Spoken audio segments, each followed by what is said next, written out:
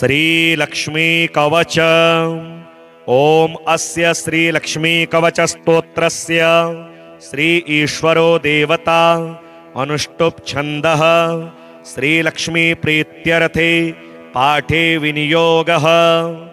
ओम लक्ष्मी मे चाग्रतः पातु कमला पातु पृष्ठतः नारायणी शीर्षदेशे सर्वांगे श्रीस्वरूपिणी रामपत्नी तु प्रत्यंगे सदावतु शमेश्वरी विशालाक्षी योगमाया कौमारी चक्रिणी तथा जयदात्री धनदात्री पाशाक्षमालिनी शुभा हरिप्रिया हरिरामा जयंकरी महोदरी कृष्णपरायणा देवी श्रीकृष्ण मनमोहिनी जयंकरी महारौद्री सिद्धिदात्री शुभंकरी सुखदा मोक्षदा देवी चित्रकूटनिवासिनी भयं हरतु भक्तानां भवबन्धं विमुच्यतु कवचं तन्महापुण्यं यः पठेत् भक्तिसंयुतः त्रिसन्ध्यमेकसन्ध्यं वा मुच्यते सर्वसङ्कटात्। एतत् कवचस्य पठनं धनपुत्रविवर्धनं भीतिर्विनाशनं चैव त्रिषु लोकेषु कीर्तितं भूर्जपत्रे समालिख्य रोचना कुमकुमेन तु धारणाद् गलदेशे च सर्वसिद्धिर्भविष्यति। अपुत्रो लभते पुत्र धनार्थी लभते धनं मोक्षार्थी मोक्षमाप्नोति कवचस्य प्रसादतः। गर्भिणी लभते पुत्रं वन्द्या च गर्भिणी भवेत् धारयेद्यपि कंठे च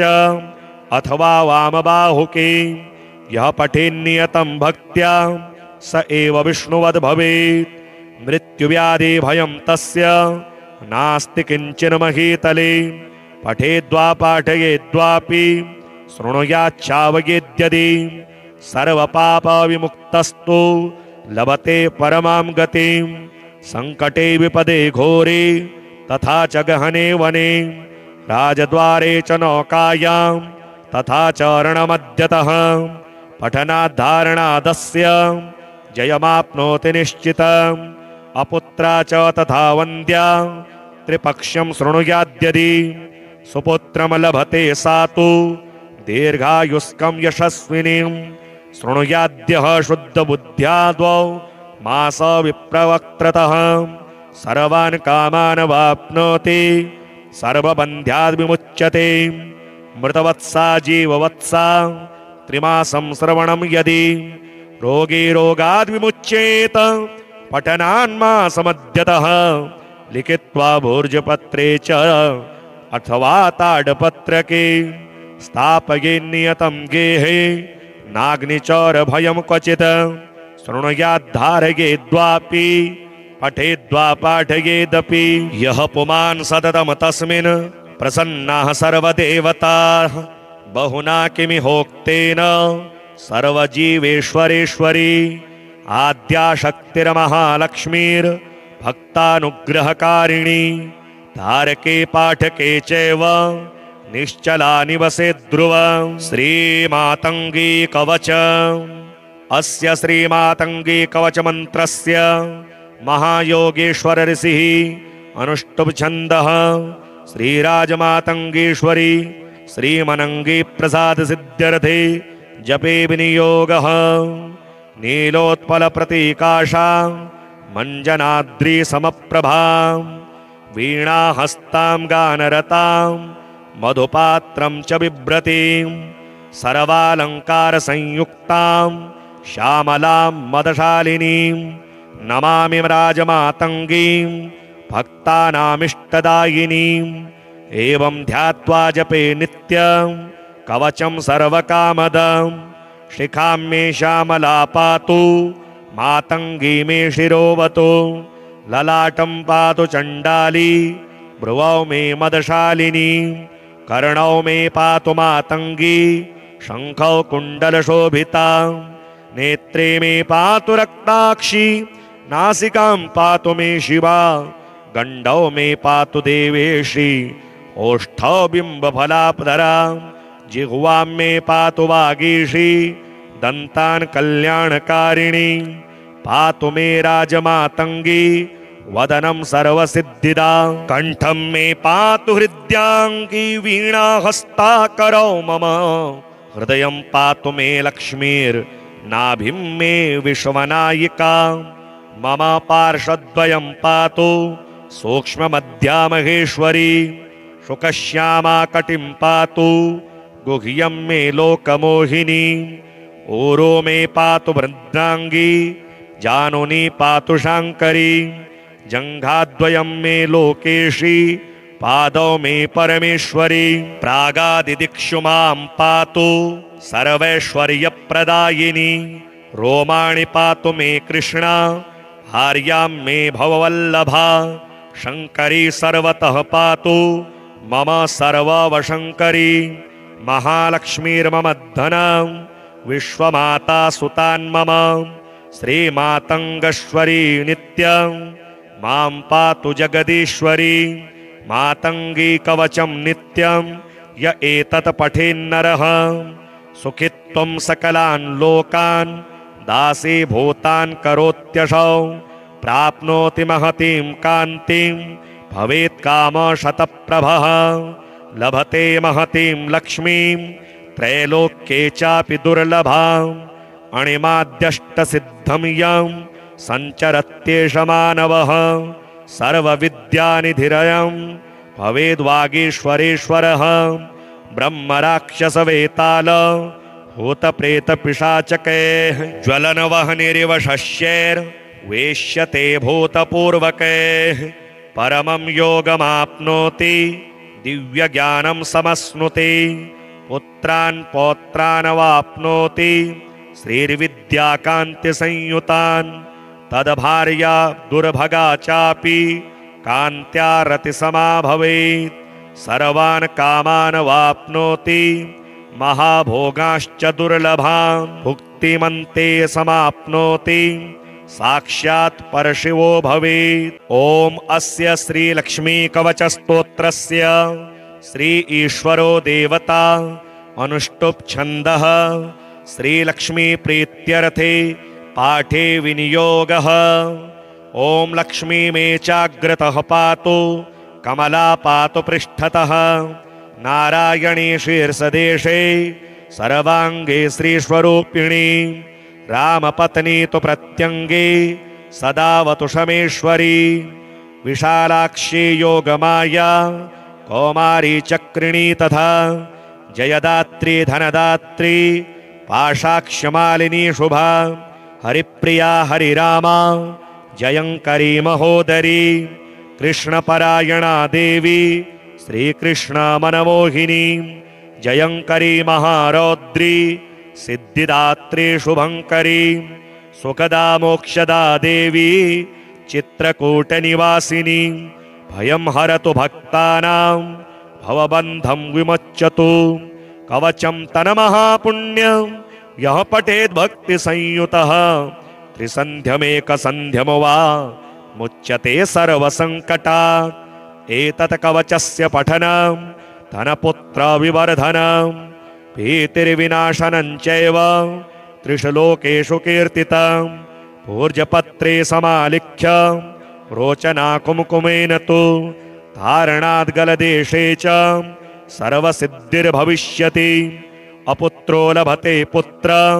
धनार्थी लभते धनं मोक्षार्थी मोक्षमाप्नोति कवचस्य प्रसादतः गर्भिणी लभते पुत्रं वन्द्या च गर्भिणी भवेत् तारयेद्यपि कंठे च अथवा वामबाहुके यः पठेन्नियतं भक्त्या स एव विष्णुवद् भवेत् मृत्युव्याधि भयं तस्य नास्ति किंचिन महीतले पठेद्वा पाठयेद्वापि शृणुयाच्चावयेद्यदि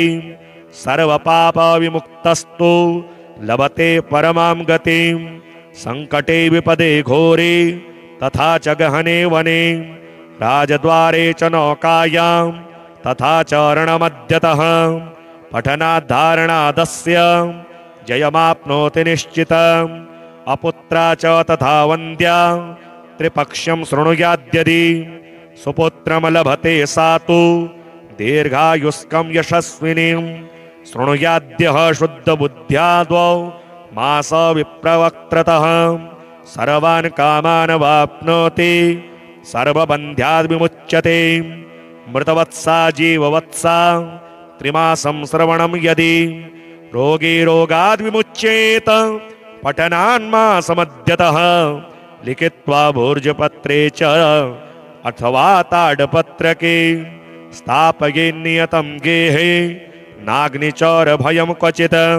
शृणुयाद्धारयेद्वापि पठेद्वा पाठयेदपि यः पुमान् सततं तस्मिन् प्रसन्नाः सर्वदेवताः बहुना किमिहोक्तेन सर्वजीवेश्वरेश्वरी आद्याशक्तिर्महालक्ष्मीर्भक्तानुग्रहकारिणी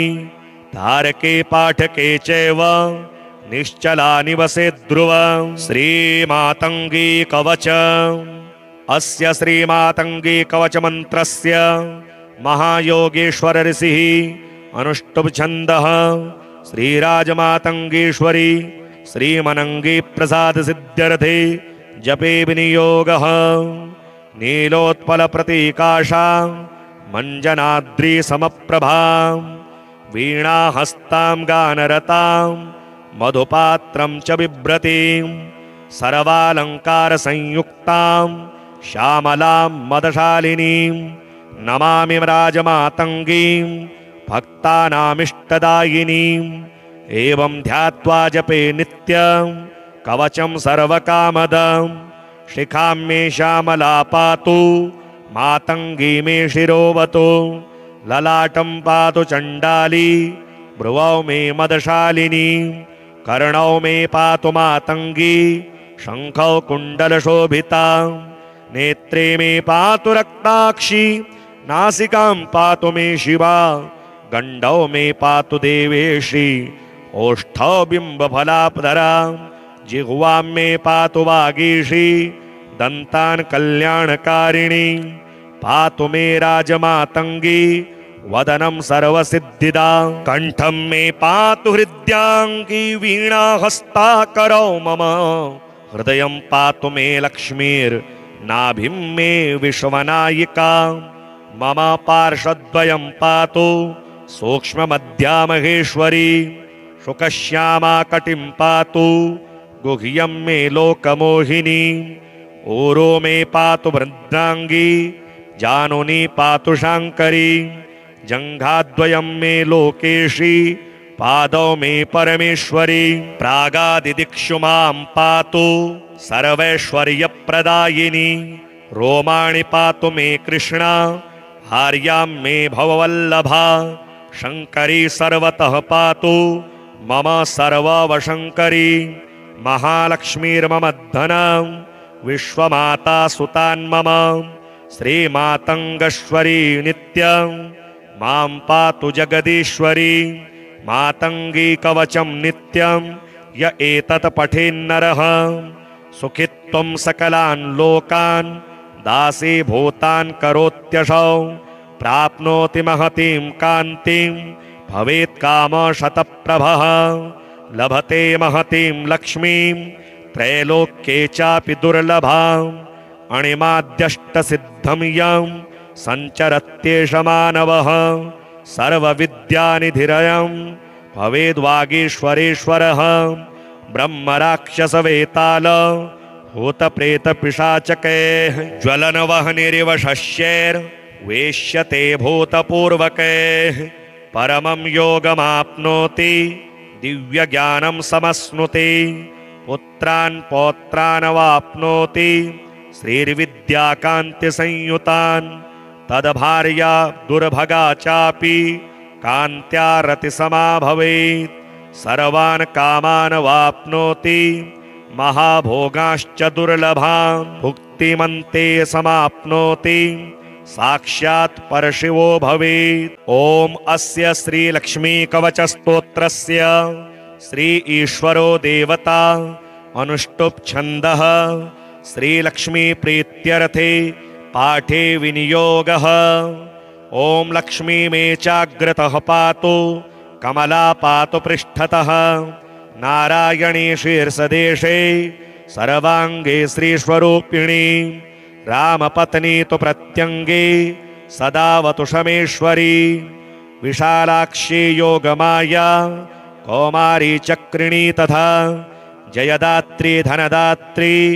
पाशाक्षमालिनी शुभा हरिप्रिया हरिरामा जयंकरी महोदरी कृष्णपरायणा देवी श्रीकृष्ण मनमोहिनी जयंकरी महारौद्री सिद्धिदात्री शुभंकरी सुखदा मोक्षदा देवी चित्रकूटनिवासिनी भयं हरतु भक्तानां भवबन्धं विमोच्यतु कवचं तन्महापुण्यं यः पठेत् भक्तिसंयुतः त्रिसन्ध्यमेकसन्ध्यं वा मुच्यते सर्वसङ्कटात् एतत् कवचस्य पठनं धनपुत्रविवर्धनं भीतिर्विनाशनं चैव त्रिषु लोकेषु कीर्तितं भूर्जपत्रे समालिख्य रोचना कुमकुमेन तु धारणाद् गलदेशे च सर्वसिद्धिर्भविष्यति अपुत्रो लभते पुत्र धनार्थी लभते धनं मोक्षार्थी मोक्षमाप्नोति कवचस्य प्रसादतः गर्भिणी लभते पुत्रं वन्द्या च गर्भिणी भवेत् धारयेद्यपि कंठे च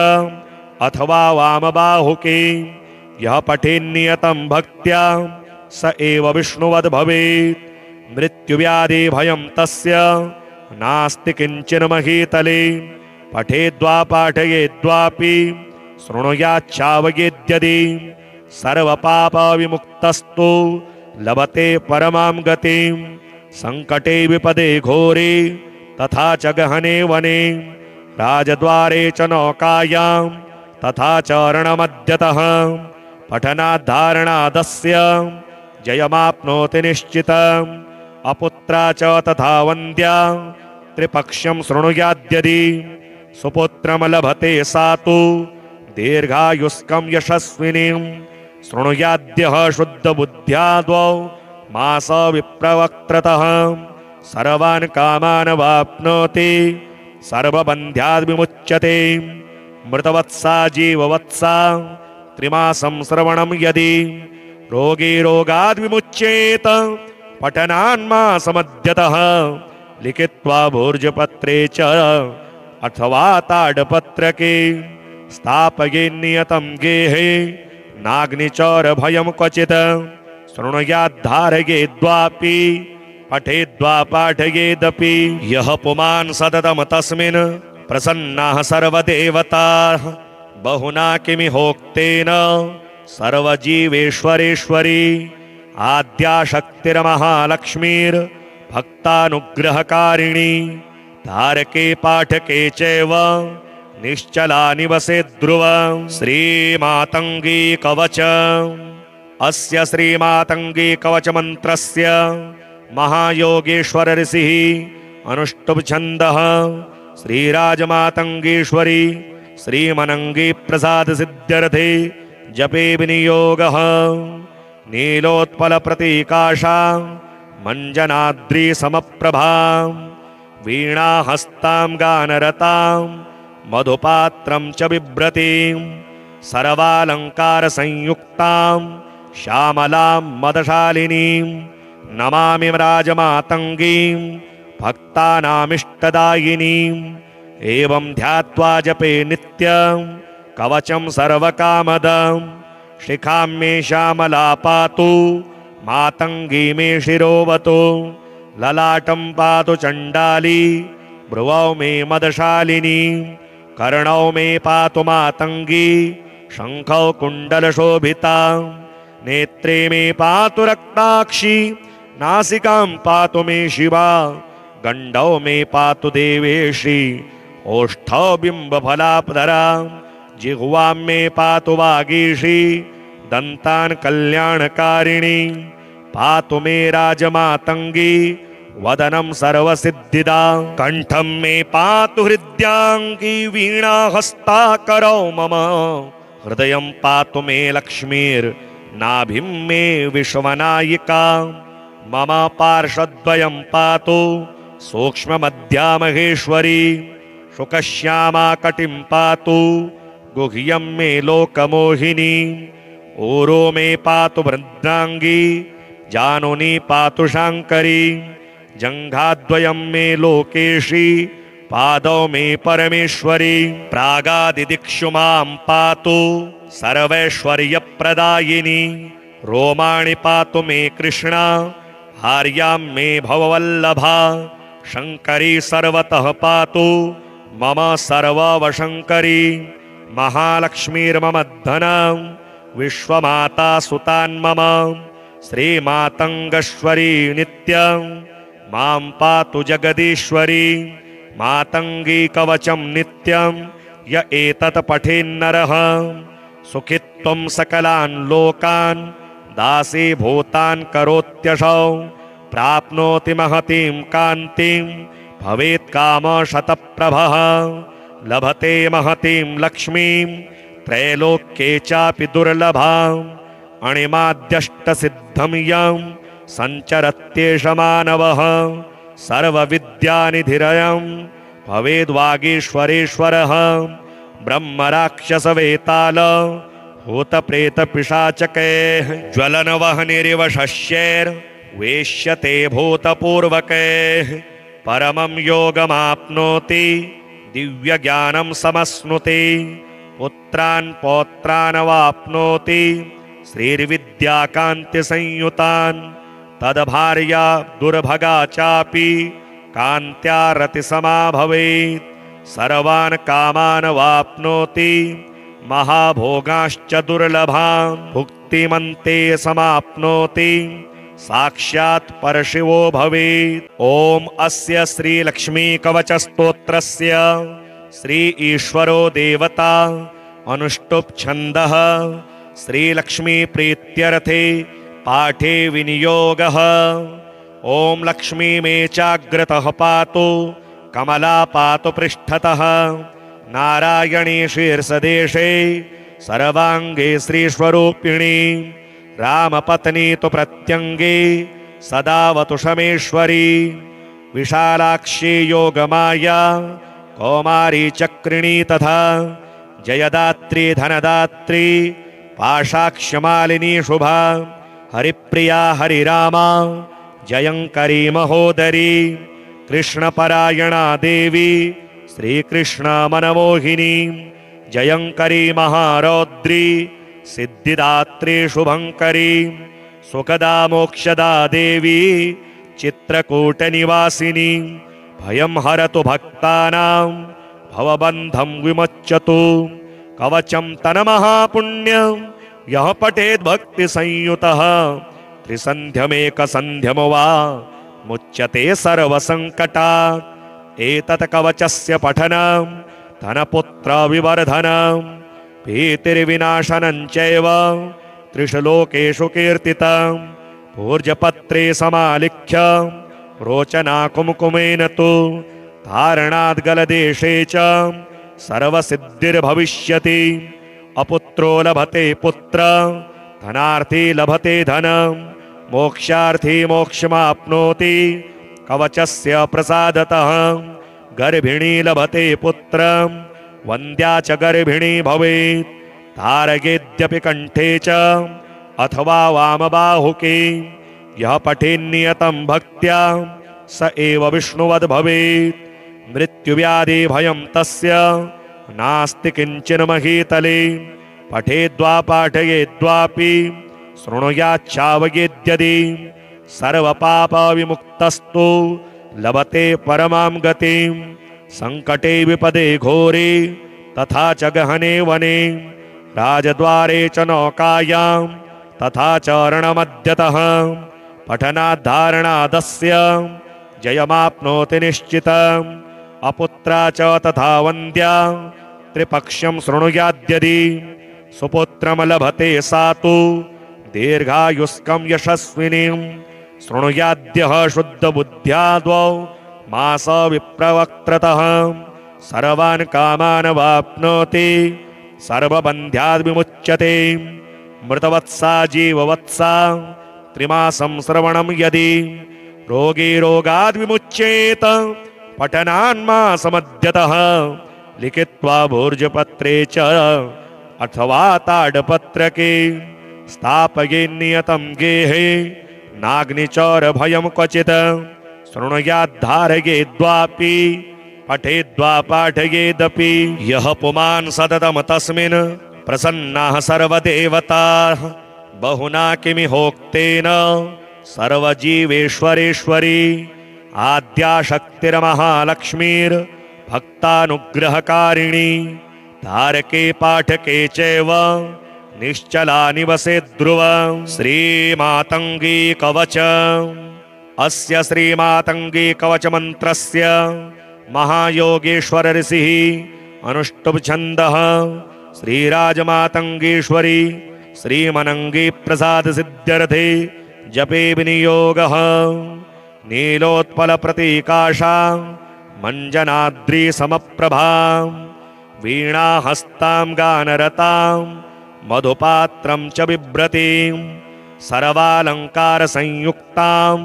श्यामलां मदशालिनीं नमामि राजमातङ्गीं भक्तानामिष्टदायिनीम् एवं ध्यात्वा जपे नित्यं कवचं सर्वकामदं शिखां मे श्यामला पातु मातङ्गी मे शिरोवतु ललाटं पातु चण्डाली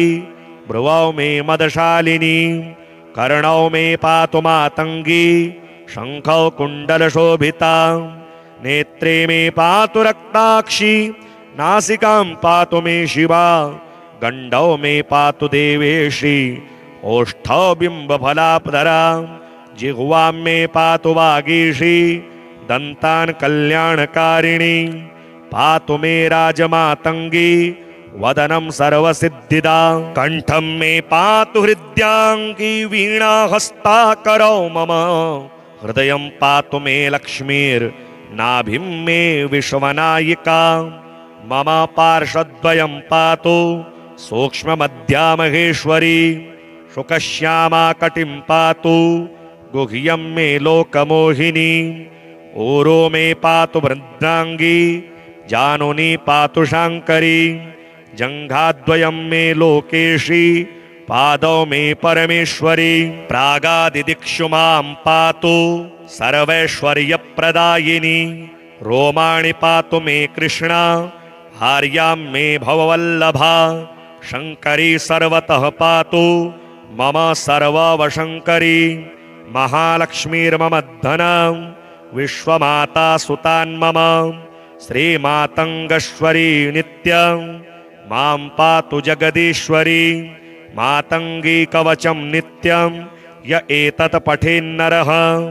सुखित्वं सकलान् लोकान् दासीभूतान् करोत्यसौ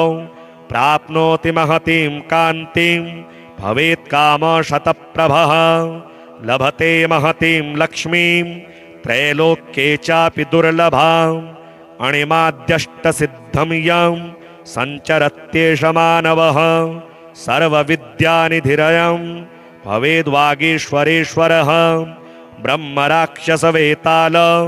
भूतप्रेतपिशाचकैः ज्वलनवह्निरिव शस्यैर्वेश्यते भूतपूर्वकैः परमं योगमाप्नोति दिव्यज्ञानं समश्नुते पुत्रान् पौत्रान् वाप्नोति श्रीर्विद्याकान्तिसंयुतान् तद्भार्या दुर्भगा चापि कान्त्या रतिसमा भवेत् सर्वान् कामान् वाप्नोति महाभोगाश्च दुर्लभान् भुक्तिमन्ते समाप्नोति साक्षात् परशिवो भवेत्। ॐ अस्य श्रीलक्ष्मी कवचस्तोत्रस्य श्री ईश्वरो देवता अनुष्टुप् छन्दः श्रीलक्ष्मी प्रीत्यर्थे पाठे विनियोगः। ॐ लक्ष्मी मे चाग्रतः पातु कमला पातु पृष्ठतः नारायणी शीर्षदेशे सर्वाङ्गे श्रीस्वरूपिणी रामपत्नी तु प्रत्यङ्गे सदावतु शमेश्वरी विशालाक्षी योगमाया कौमारी चक्रिणी तथा जयदात्री धनदात्री पाशाक्षमालिनी शुभा हरिप्रिया हरिरामा जयंकरी महोदरी कृष्णपरायणा देवी श्रीकृष्ण मनमोहिनी जयंकरी महारौद्री सिद्धिदात्री शुभंकरी सुखदा मोक्षदा देवी चित्रकूटनिवासिनी भयं हरतु भक्तानां भवबन्धं विमुच्यतु कवचं तन्महापुण्यं यः पठेत् भक्तिसंयुतः त्रिसन्ध्यमेकसन्ध्यं वा मुच्यते सर्वसङ्कटात् एतत् कवचस्य पठनं धनपुत्रविवर्धनं भीतिर्विनाशनं चैव त्रिषु लोकेषु कीर्तितं भूर्जपत्रे समालिख्य रोचना कुमकुमेन तु धारणाद् गलदेशे च सर्वसिद्धिर्भविष्यति अपुत्रो लभते पुत्र धनार्थी लभते धनं मोक्षार्थी मोक्षमाप्नोति कवचस्य प्रसादतः गर्भिणी लभते पुत्रं वन्द्या च गर्भिणी भवेत् तारयेद्यपि कंठे च अथवा वामबाहुके यः पठेन्नियतं भक्त्या स एव विष्णुवद् भवेत् मृत्युव्याधि भयं तस्य नास्ति किंचन महीतले पठेद्वा पाठयेद्वापि शृणुयाच्छावयेद्यदि सर्वपापविमुक्तस्तु लभते परमां गतिं संकटे विपदे घोरे तथा च गहने वने राजद्वारे च नौकायां तथा च रणमध्यतः पठनाद्धारणादस्य जयमाप्नोति निश्चितम् अपुत्रा च तथा वन्द्या त्रिपक्ष्यं शृणुयाद्यदि सुपुत्रं लभते सा तु दीर्घायुष्कं यशस्विनीं शृणुयाद्यः शुद्धबुद्ध्या द्वौ मास विप्रवक्त्रतः सर्वान् कामान् वाप्नोति सर्वबन्ध्याद् विमुच्यते मृतवत्सा जीववत्सा त्रिमासं श्रवणं यदि रोगी रोगाद् विमुच्येत पठनान्मासमध्यतः लिखित्वा भूर्जपत्रे च अथवा ताडपत्रके स्थापयेन्नियतं गेहे नाग्निचौरभयं क्वचित् शृणुयाद्धारयेद्वापि पठेद्वा पाठयेदपि यः पुमान् सततं तस्मिन् प्रसन्नाः सर्वदेवताः बहुना किमिहोक्तेन सर्वजीवेश्वरेश्वरी आद्याशक्तिर्महालक्ष्मीर्भक्तानुग्रहकारिणी तारके पाठके चैव निश्चला निवसे ध्रुवं श्रीमातङ्गी कवच अस्य श्रीमातङ्गी कवच मंत्रस्य महायोगेश्वर ऋषिः अनुष्टुप् छन्दः श्रीराजमातङ्गीश्वरी श्रीमनङ्गी प्रसाद सिद्ध्यर्थे जपे विनियोगः नीलोत्पल प्रतीकाशा मंजनाद्री समप्रभा वीणा हस्तां गानरतां मधुपात्रं च बिभ्रतीं सर्वालंकार संयुक्तां श्यामलां मदशालिनीं नमामि राजमातङ्गीं भक्तानामिष्टदायिनीं एवं ध्यात्वा जपे नित्यं कवचं सर्वकामदं शिखां मे श्यामला पातु मातंगी मे शिरोवतु ललाटं पातु चंडाली भ्रुवौ मे मदशालिनी कर्णौ मे पातु मातंगी शंखौ कुंडलशोभिता नेत्रे मे पातु रक्ताक्षी नासिकां पातु मे शिवा गंडौ मे पातु देवेशी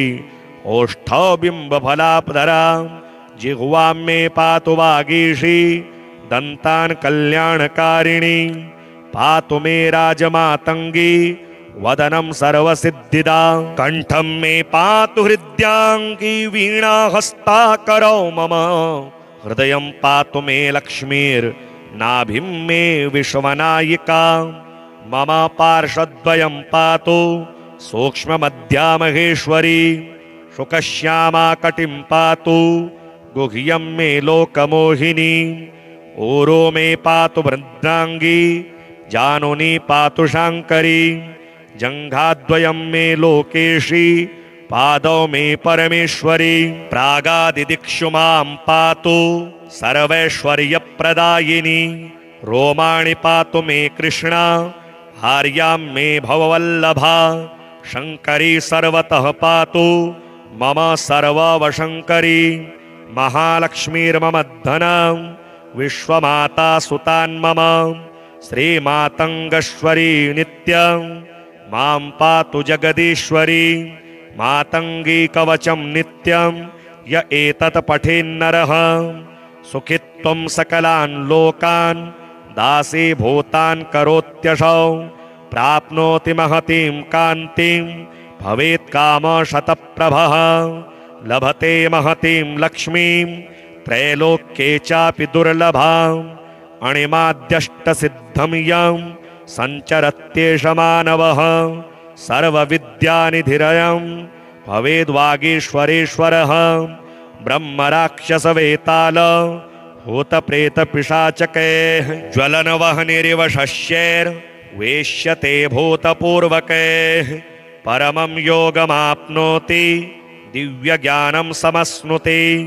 पुत्रान् पौत्रान् वाप्नोति श्रीर्विद्याकान्तिसंयुतान् तद्भार्या दुर्भगा चापि कान्त्या रतिसमा भवेत् सर्वान् कामान् वाप्नोति महाभोगाश्च दुर्लभान् भुक्तिमन्ते समाप्नोति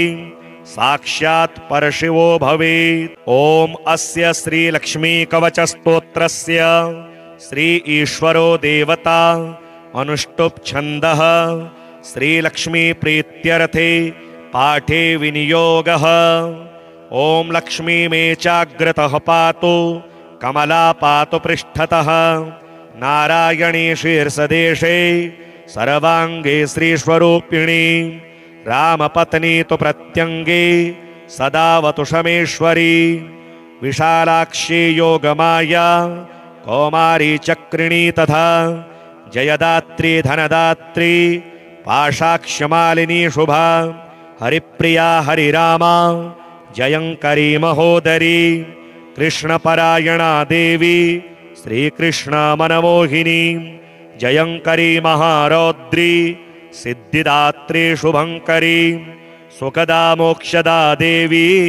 चित्रकूटनिवासिनी भयं हरतु भक्तानां भवबन्धं विमुच्यतु कवचं तन्महापुण्यं यः पठेद् भक्तिसंयुतः त्रिसन्ध्यमेकसन्ध्यं वा मुच्यते सर्वसङ्कटात् एतत् कवचस्य पठनं धनपुत्रविवर्धनं भीतिर्विनाशनं चैव त्रिषु लोकेषु कीर्तितं भूर्जपत्रे समालिख्य रोचना कुमकुमेन तु धारणाद्गलदेशे च सर्वसिद्धिर्भविष्यति अपुत्रो लभते पुत्र धनार्थी लभते धनं मोक्षार्थी मोक्षमाप्नोति कवचस्य प्रसादतः गर्भिणी लभते पुत्रं वन्द्या च गर्भिणी भवेत् तारयेद्यपि कंठे च अथवा वामबाहुके यः पठेन्नियतं भक्त्या स एव विष्णुवद् भवेत् मृत्युव्याधि भयं तस्य नास्ति किंचिन महीतले पठेद्वा पाठयेद्वापि शृणुयाच्छावयेद्यदि सर्वपापविमुक्तस्तु लभते परमां गतिं संकटे विपदे घोरे तथा च गहने वने राजद्वारे च नौकायां तथा च रणमध्यतः पठनाद्धारणादस्य जयमाप्नोति निश्चितम् अपुत्रा च तथा वन्द्या त्रिपक्ष्यं शृणुयाद्यदि सुपुत्रं लभते सा तु दीर्घायुष्कं यशस्विनीं शृणुयाद्यः शुद्धबुद्ध्या द्वौ मास विप्रवक्त्रतः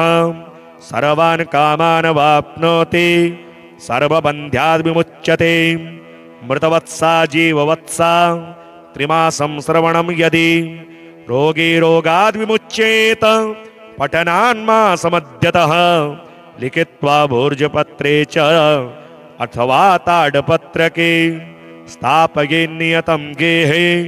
नाग्निचौरभयं क्वचित् शृणुयाद्धारयेद्वापि पठेद्वा पाठयेदपि यः पुमान् सततं तस्मिन् प्रसन्नाः सर्वदेवताः बहुना किमिहोक्तेन सर्वजीवेश्वरेश्वरी आद्याशक्तिर्महालक्ष्मीर्भक्तानुग्रहकारिणी तारके पाठके चैव निश्चला निवसे ध्रुवं श्रीमातङ्गी कवच अस्य श्रीमातङ्गी कवच मन्त्रस्य महायोगेश्वर ऋषिः अनुष्टुप् छन्दः श्रीराजमातङ्गीश्वरी श्रीमनङ्गी प्रसाद सिद्ध्यर्थे जपे विनियोगः नीलोत्पल प्रतीकाशा मञ्जनाद्री समप्रभां वीणाहस्तां गानरतां मधुपात्रं च बिभ्रतीं सर्वालङ्कार संयुक्तां श्यामलां मदशालिनीं नमामि राजमातङ्गीं भक्तानामिष्टदायिनीम् एवं ध्यात्वा जपे नित्यं कवचं सर्वकामदं शिखां मे श्यामला पातु मातङ्गी मे शिरोवतु ललाटं पातु चण्डाली भ्रुवौ मे मदशालिनी कर्णौ मे पातु मातङ्गी शङ्खौ कुण्डलशोभिता नेत्रे मे पातु रक्ताक्षी नासिकां पातु मे शिवा